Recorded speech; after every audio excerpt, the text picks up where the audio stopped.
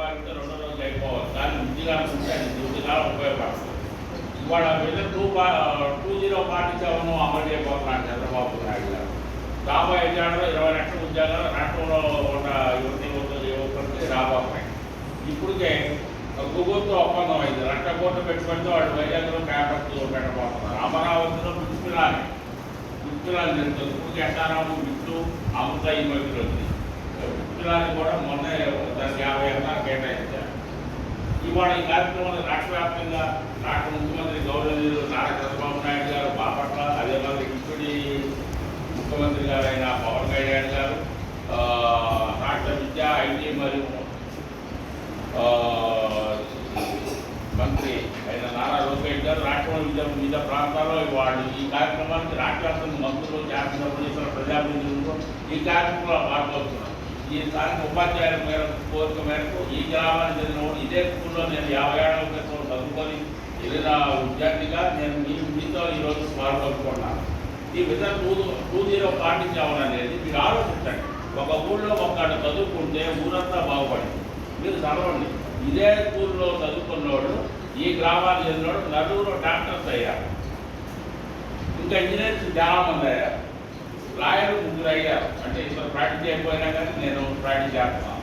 ఈ రకంగా ఇందులో ఉన్నోడు నాగగిరి యూనివర్సిటీ తెలుగు ఎకాడమిక్ డిపార్ట్మెంట్ అయిన డాక్టర్ మండవ బాలగంగాధర గారు ఇదే స్కూల్లో చదివిన ఈయన పక్కన ప్రభుత్వ గ్రామానికి చెందిన కానీ ఇక్కడే ఫిఫ్త్ వరకు చదువుకున్నాడు. ఆయన ఒక కుటుంబంలో రాశాడు. నేను కప్పర్మాని ప్రాథమిక పాఠశాలలో చదువుకున్నానని చెప్పన్నారు.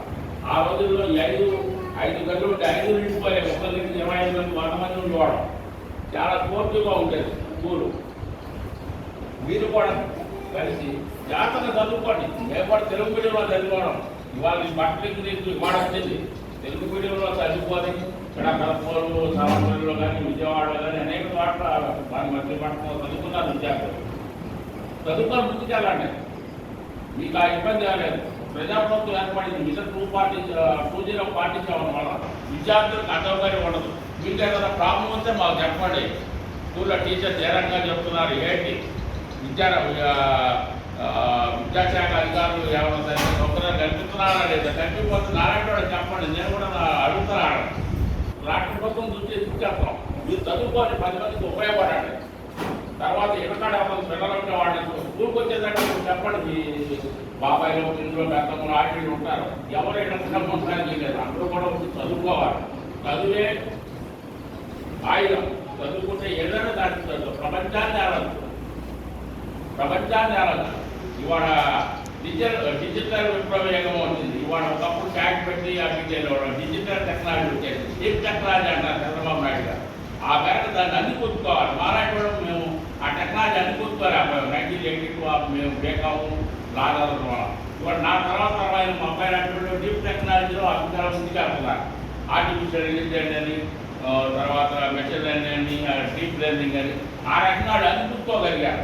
మా తరం వచ్చేసరికి మాకు ఇంజనీరింగ్ కానీ అది అంత మాకు అట్లా సౌకర్యవంతంగా అప్పుడు ఉన్న పరిస్థితుల వల్ల మేము చదువుకోలేకపోయాం. ఏ చదువుకోవాలన్నా మ్యాథ్స్, ఫిజిక్స్, సైన్స్ బాగా రావాలి. మ్యాథ్స్, ఫిజిక్స్, కెమిస్ట్రీ ఈ బాగా వస్తే ప్రపంచంలో ఎక్కడికైనా వెళ్ళిపోవచ్చు. బ్యాటక్ ఏంటంటే నాకు మ్యాథ్స్, ఫిజిక్స్, కెమిస్ట్రీ అంత వచ్చాయి. సోషల్ స్టడీస్, తెలుగు వీటిలో ముందుకెళ్ళేవాడు. సామాజిక మాధ్యమాల్లో సోషల్ స్టడీస్ వాటిలో ఆ ఆలోచనతో ఎక్కువ వీటి మీద నేను కృషి చేయాలి. అందుకే మారాటి కూడా వెనకబడిపోయాను.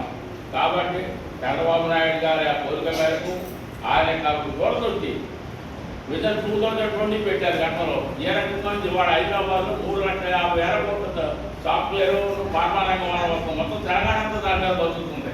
ఇవాళ ఆయన విజన్ 2047 వల్ల మనం ప్రపంచంలో 2వ అతిపెద్ద దేశంగా భారతదేశం రాబోయే రోజుల్లో రాబోతుంది. అందులో ఆంధ్రప్రదేశ్ రాబోయే 1 ప్లేసుల్లో రాబోతుంది. విశ్వనగరం అయ్యే అమరావతి టాప్ 5 సిటీలో ఓడగా రాబోతుంది రాబోయే 5 ఇయర్స్లో. కాబట్టి ఆడ రైతు మేరకు